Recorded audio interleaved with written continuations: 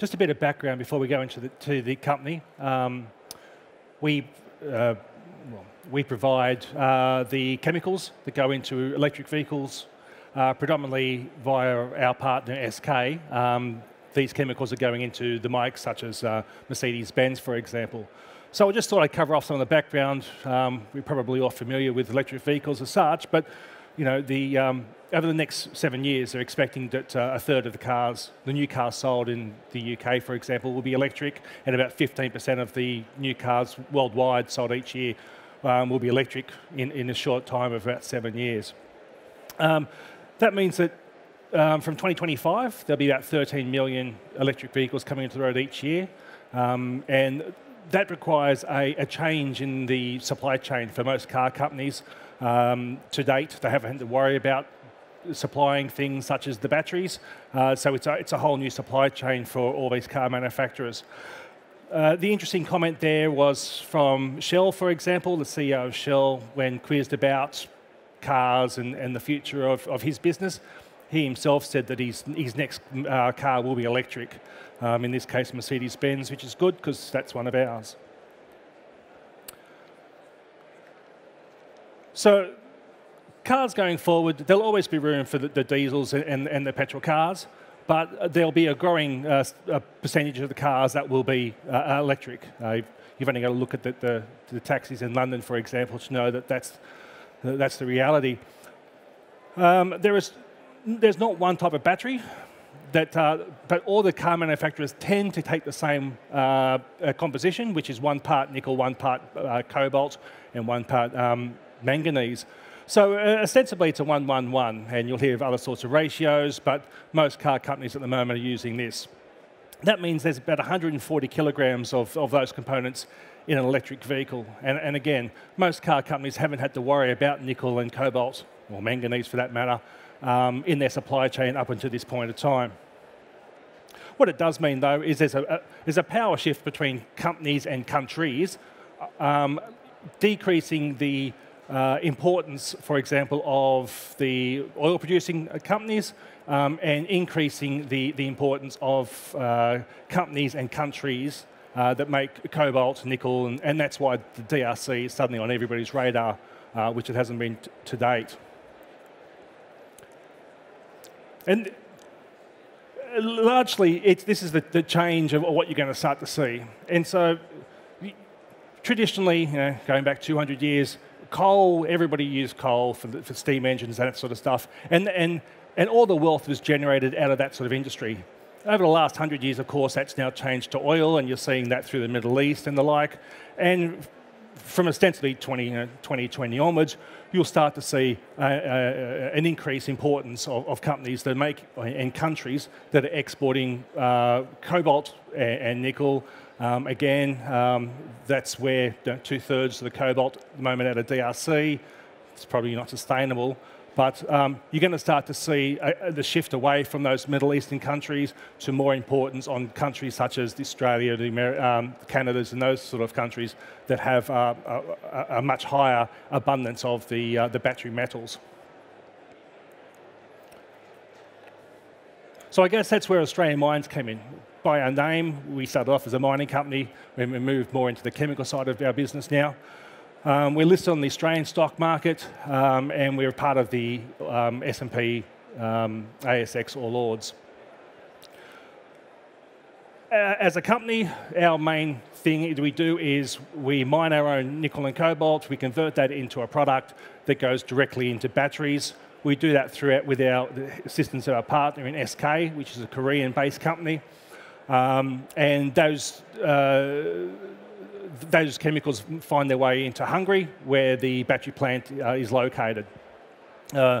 Those chemicals at the battery plant then form part of, generally, Mercedes-Benz, to a lesser extent Kia and Hyundai, but most of the cobalt and nickel that we'll be producing will find its way into the German motor vehicle. In terms of what we're doing, we're investing $650 million in building this chemical plant up in Queensland. That plant will be finished by the end of 2020, and we'll be producing enough battery chemicals to provide 1.1 million cars annually.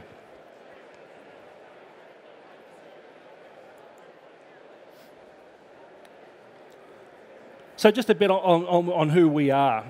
So as I said, we started off predominantly as a mining company, mining cobalt and nickel. The mining operations, we have one up in Queensland in Australia. We've just acquired a second one in New South Wales, again on the east coast of Australia. And that's because with more than 2/3 of the world's cobalt currently coming out of the DRC, and companies like BMW, Mercedes-Benz and the like saying that they don't want DRC in their product, that's created an opportunity for companies like ourselves who are outside of Africa to start feeding the supply chains of some of these car companies. You're also starting to see with people like Apple and the like, who've also said that they can't use DRC cobalt in their phones. And so suddenly the world's looking for sources of these metals. Now, it's one thing to say we don't want DRC cobalt, but as it stands now, there's a deficiency in the amount of cobalt there is in the world. So if you can't just turn off 2/3 of the world and say we're not doing DRC cobalt. Because even if we don't stop the DRC cobalt coming into the supply chain, there's still the demand for such is still that countries like Australia and Canada still need to bring their cobalt supplies online.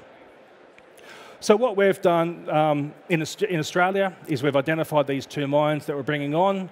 One will come on in 2020, the other one will probably come on 2 years later. So we'll have 2 operating mines and 2 plants.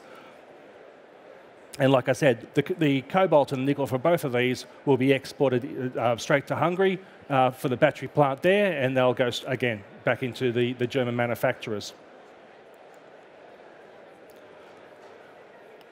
So for the last year, we've been building a smaller scale plant, and this is largely to get samples out to the end users to make sure that the products that we'll be making on our larger plant meets their requirements.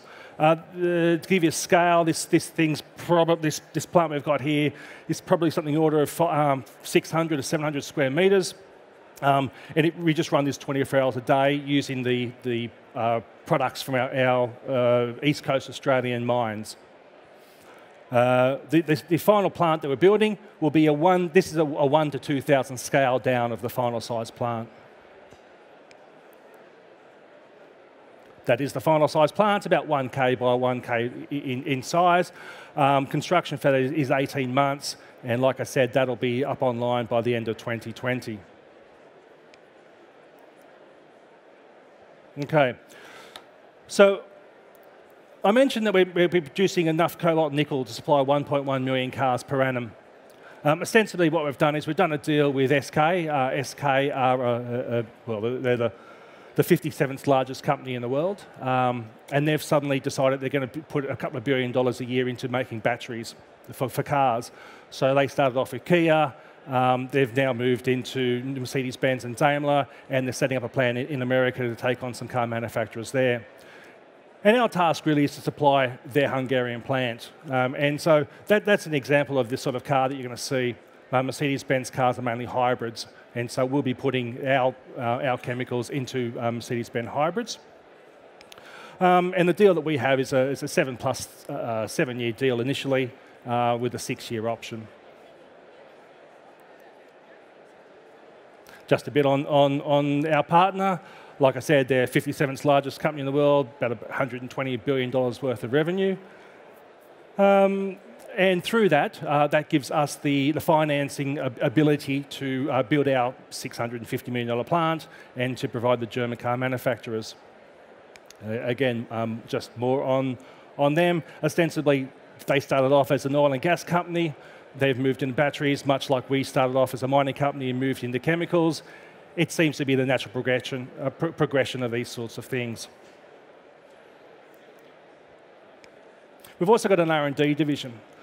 The lithium-ion battery is great, except that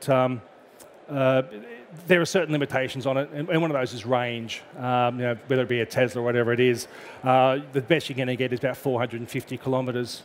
And this is really the limitation. When you ask them about will you buy an electric vehicle, the answer tends to be no, because I'm worried about if I'm going for a long drive, will I get home? So our R&D division is working on one that doesn't use lithium ion, it uses a hydrogen ion.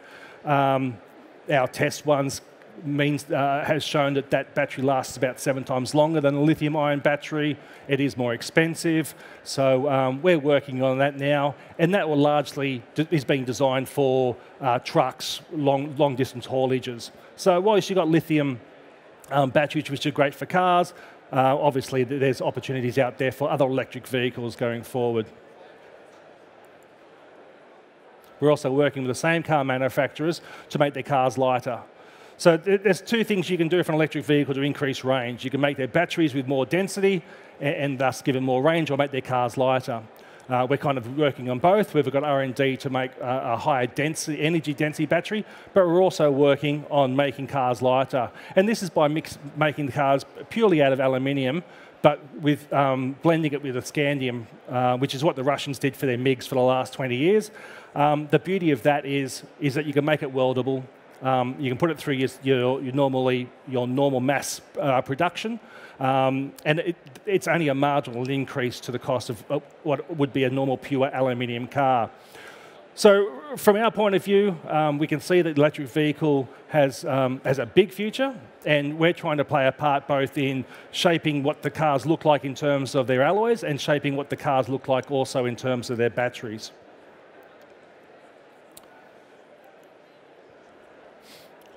I guess being an investor conference, the question is, why do you care? And the reason is because, look, this is the start of where for an Australian mine's point of view, this is where you jump in.